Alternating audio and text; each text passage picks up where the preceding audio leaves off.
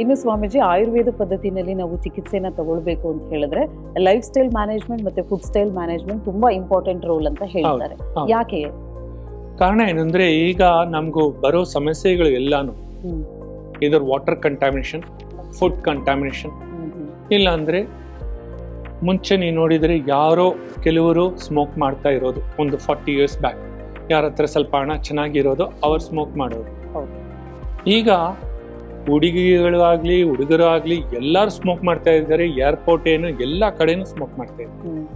ಕಾರಣ ಇದು ಬಂದು ಒಂದು ಸೋಷಿಯಲ್ ಪ್ರೆಸ್ಟೀಜ್ ಅನ್ಕೊಂಡಿದ್ದಾರೆ. ಆಯ್ತಾ? ಇದರಿಂದ ಅಭ್ಯಾಸ ಏನಾಗುತ್ತೆ, ಡೀಪ್ ವೇನ್ ಥ್ರೋಂಬೋಸಿಸ್ ಒಂದು ನಿಮ್ಗೂ ಏಲ್ಮೆಂಟ್ ಬರುತ್ತೆ.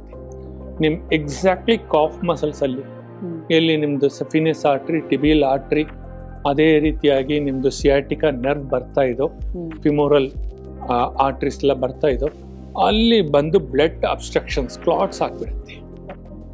ಈಗ ಕಾಫ್ ಮಸಿಲ್ನದು ಸೆಕೆಂಡ್ ಹಾರ್ಟ್, ಅಲ್ಲಿ ಅಬ್ಸ್ಟ್ರಕ್ಷನ್ಸ್ ಆಗಿದ್ರೆ ಅದೇ ನಿಮ್ಗೆ ಗೊತ್ತಾಗತ್ತೆ. ನೀವು ವಾಕ್ ಮಾಡೋದಕ್ಕೆ ಆಗ್ತಾ ಇಲ್ಲ ಅಂದ್ರೆ ನಿಮ್ಗೆ ಹಾರ್ಟ್ ಸಮಸ್ಯೆ ಇದೆ. ಆಯ್ತಾ? ಸೊ ಇದರಿಂದ ನಾವು ಇದು ಆಹಾರ ವಿಚಾರ ಖಂಡಿತವಾಗಿ ನೋಡ್ಬೇಕು. ಲೈಫ್ ಸ್ಟೈಲ್ಸ್ ಈಗ ಲೇಟ್ ಆಗಿ ಮಲ್ಗೋದು, ಆಯ್ತಾ? ಯಾರು ಬರ್ತಾರೋ ಎಲ್ಲ ಮಲ್ಟಿನ್ಯಾಷನಲ್ ಕಂಪನೀಸ್ ಎಲ್ಲ ನೋಡಿದ್ರೆ 9:15 ಬರ್ತಾರೆ, 10 ಗಂಟೆ ಬರ್ತಾರೆ, ಇಲ್ಲ ಅಂದ್ರೆ ಕೆಲವರು 10 ಗಂಟೆನೇ ಕೆಲಸ ಶುರು ಮಾಡ್ತಾರೆ. ಸೊ ಈ ಕಾರಣದಿಂದ ಸ್ಟ್ರೆಸ್, ಹೈ ಸ್ಟ್ರೆಸ್ ಇದಾಗುತ್ತೆ. ಈ ಹೈ ಸ್ಟ್ರೆಸ್ ಆಗ್ಬಿಟ್ರೆ ಲೈಫ್ ಸ್ಟೈಲ್ ಚೇಂಜಸ್ ಮಾಡಿಫಿಕೇಶನ್ ಆಯ್ತು. ಆಯ್ತಾ? ಆಹಾರ ವಿಚಾರ ನೀವು ನೋಡಿದ್ರೆ ಟೈಮ್ಗೂ ತಗೊಳ್ತಾ ಇಲ್ಲ, ಜಂಕ್ ಫುಡ್ಸ್ ತಗೊಳ್ಳೋದು. ಆಯ್ತಾ? ಇದಕ್ಕೂ ಕೊಕೊಕೋಲಾ ಅದು ಇದು ಡೆಸರ್ಟ್ಸ್ ಏನೇನು ಇದೋ ಅದೆಲ್ಲ ತಗೊಳ್ಳೋದು. ಇದು ಎಲ್ಲ ಒಂದು ಮೂಲ ಕಾರಣ ಫಾರ್ ಅಕ್ಯುಮುಲೇಷನ್ ಆಫ್ ಟಾಕ್ಸಿನ್ಸ್. ಆಯ್ತಾ? ಟಾಕ್ಸಿನ್ಸ್ ಯಾವತ್ತು ಜಾಸ್ತಿ ಆಗತ್ತೋ ನಿಮ್ಮ ಟ್ರೈಗ್ಲಿಸರೈಡ್ಸು ಅಷ್ಟಕ್ಕೆ ಹೆಚ್ಚಿಗೆ ಆಗತ್ತೆ, ಲೋ ಡೆನ್ಸಿಟಿ ಲಿಪೋಪ್ರೋಟೀನ್ ಹೆಚ್ಚಿಗೆ ಆಗತ್ತೆ, ನಿಮ್ಮ ESR value, inflammation value in the nervous system ಅದು ಹೆಚ್ಚಿಗೆ ಆಗತ್ತೆ. ಇದರಿಂದ ಸ್ಟ್ರೋಕು, ಇಲ್ಲ ಅಂದರೆ ಡಯಾಬಿಟಿಸ್ ಮೆಲಿಟಸು, ಅದು ಇಲ್ಲ ಅಂದರೆ ಒಂಥರ ನಿಮಗೂ hypertension, spike of BPO, ಇದು ಎಲ್ಲ ಸಮಸ್ಯೆಗಳು ಕಾರಣ lifestyle habits as well as ಆಹಾರ. ಸೊ ಇದರಿಂದ ನಾವು ವಿಷಯಕ್ಕೆ ಹೇಳ್ಕೊಳ್ಳೋದು ಏನಂದ್ರೆ ಆಚಾರ ವಿಚಾರ ಒಂದೇ ಇಲ್ಲ.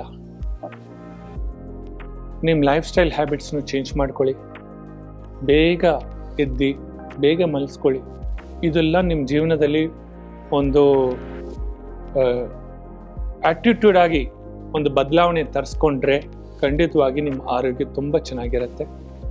ಕನ್ವೆನ್ಷನಲ್ ಸಿಸ್ಟಮ್ ನಾನು ಅವಾಯ್ಡ್ ಮಾಡಿ ಅಂತ ಹೇಳ್ತಾ ಇಲ್ಲ. ಎಲ್ಲಿ ಕ್ರಾನಿಕ್ ಕೇಸಸ್ ಇದೋ, ಟ್ರಾಮಾ ಕೇಸಸ್ ಇದೋ, ಆವತ್ತು ಕನ್ವೆನ್ಷನಲ್ ಬಹಳ ಅವಶ್ಯಕತೆ ಇದೆ, ಅದು ತಗೊಳ್ಳಿ. Post surgery or prevention cases ಆವತ್ತು ನೀವು ಆಯುಷ್ ಸಿಸ್ಟಮಲ್ಲಿ ಬನ್ನಿ. ಖಂಡಿತವಾಗಿ ಋಣಮುಕ್ತಿ ಆಗ್ದಿರಾ, ನಿಮ್ಗೆ ಯಾವುದು ಋಣನೂ ಇರಲ್ಲ. ಋಣ ಅಂದರೆ ಇಲ್ಲಿ ರೋಗ ಋಣ ನಿಮ್ಗೂ ಯಾವತ್ತೂ ಇರಲ್ಲ. ಅದರಿಂದ ನೀವು ಮುಕ್ತಿ ಆಗ್ತೀರಾ. ನಿಮ್ಗೆ ಸೈಡ್ ಎಫೆಕ್ಟ್ಸ್ ಯಾವುದು ಕಾಯಿಲೆಗಳು ಬರಲ್ಲ. ಇನ್ನೂ ನಿಮ್ಮ ಜೀವನ ಅಭಿವೃದ್ಧಿ ಆಗುತ್ತೆ, ನಿಮ್ಮ ಲೈಫ್ ಅಭಿವೃದ್ಧಿ. ಇದೇ ನಾನು ಕೇಳ್ಕೊಳ್ತಾ ಇದ್ದೀನಿ ಎಲ್ಲ ವೀಕ್ಷಕರೇ. ಅಲೋಪತಿ ಮೆಡಿಸಿನ್ಗೂ ಆಯುರ್ವೇದ ಪದ್ಧತಿಯಲ್ಲಿ ಕೊಡುವಂತಹ ಚಿಕಿತ್ಸೆಗೂ ಏನೆಲ್ಲ ವ್ಯತ್ಯಾಸಗಳಿವೆ, ಹಾಗೆ ಯಾವೆಲ್ಲ ಕಾಯಿಲೆಗಳನ್ನು ನಾವು ಉಪಶಮನ ಮಾಡಬಹುದಾಗಿದೆ, ಇನ್ನು ಆಯುರ್ವೇದ ಪದ್ಧತಿಯಲ್ಲಿ ಚಿಕಿತ್ಸೆಯನ್ನು ಪಡ್ಕೊಳ್ಳುವಾಗ ಯಾವ ರೀತಿಯಾದಂತಹ ಆಹಾರ ಪದ್ಧತಿ ಮತ್ತು ವಿಹಾರ ಪದ್ಧತಿ ಹೇಗಿರಬೇಕಾಗತ್ತೆ, ಸೊ ಇದರ ಕುರಿತಾಗಿ ಸಾಕಷ್ಟು ಮಾಹಿತಿಯನ್ನ ಇವತ್ತಿನ ಕಾರ್ಯಕ್ರಮದ ಮುಖಾಂತರವಾಗಿ ನಾವು ನಿಮಗೆ ನೀಡಿದ್ದೀವಿ. ಸ್ವಾಮೀಜಿ, ಇವತ್ತಿನ ಕಾರ್ಯಕ್ರಮದಲ್ಲಿ ಭಾಗವಹಿಸಿ ಸಾಕಷ್ಟು ಮಾಹಿತಿಯನ್ನ ವೀಕ್ಷಕರಿಗೆ ತಿಳಿಸಿದ್ದೀರಾ. ಧನ್ಯವಾದಗಳು. ಧನ್ಯವಾದ ವೀಕ್ಷಕರಿಗೆ.